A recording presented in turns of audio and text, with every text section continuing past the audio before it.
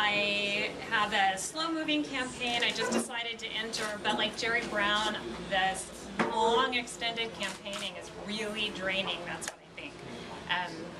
I have lived in District 5 for about 7 years, and I've worked in San Francisco, in downtown San Francisco, since about 1994. For the past 2 years, I have been on the Sunshine Ordinance Task Force, and for the past year, I was the chair.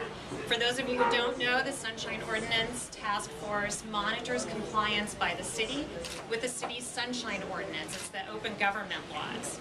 And the reason I decided to run is that in seeing, we would hold hearings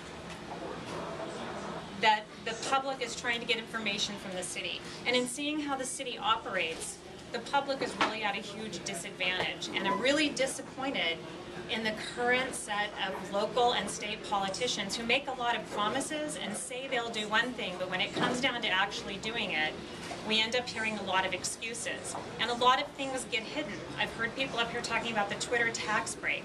One of the things hidden in there is that they're going to get their own Muni line. We have to pay for that, so they're getting a lot more than a tax break. And these are the things that I think people need to ask the hard questions about. So I have a voting record. We recently had a joint meeting with the Ethics Commission because we want the Ethics Commission to enforce the complaints that the public brings trying to get this kind of information. We helped some of the Muni drivers who during Prop G got into some difficulties, Prop G when they were opposing the Muni drivers pension fund that they get at the end of the year. And we had to help them get some of their records for their labor hearings. Some of them were terminated. We had to help them do that, and they were so grateful to find somebody to stand behind them. And I really feel like you can look at my record, you can look at my video of me of the Ethics Commission. I'm really asking those hard questions, and we need some answers. We need to find real answers to those hard questions. There's things in District 5 that I think are really important that are just regular, common, everyday things, like traffic calming on Oak and Fell. It's incredibly noisy. I don't drive because I don't want to. I ride Muni. In the morning, the 5 down McAllister. In District 5, one of the things I think I see happening is in the neighborhoods in lower Divisadero, below Divisadero Street, are getting neglected, and the neighborhood up above Divisadero is getting a lot more benefit. And when you take the 5 in the morning, there'll be 2 5s bumper to bumper. And then another one doesn't come for 15 minutes. So as you go down into the housing developments for the people who are already at a disadvantage, they can't get on the bus. And there's got to be some common sense to that. We've got to have some kind of common sense regulation, not some theoretical, we're going to make Muni run in some theoretical. It has to be realistic of what we're seeing happening. The other thing is I think government is just too big.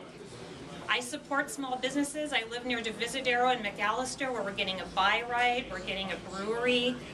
But I'm disappointed in the way that City Hall says they're going to help small businesses. And what did they do? Mayor Lee didn't get money for small businesses. He created a whole new position down at City Hall that'll just take up more money when that money could be going to the small businesses. And they're supposed to be able to help small businesses through the red tape, but that is not working. That's not something that's working. So I'm running because I think that we also need to connect the salaries of the people who represent us to the way that average people's salaries are going. The people in city government make a lot of money.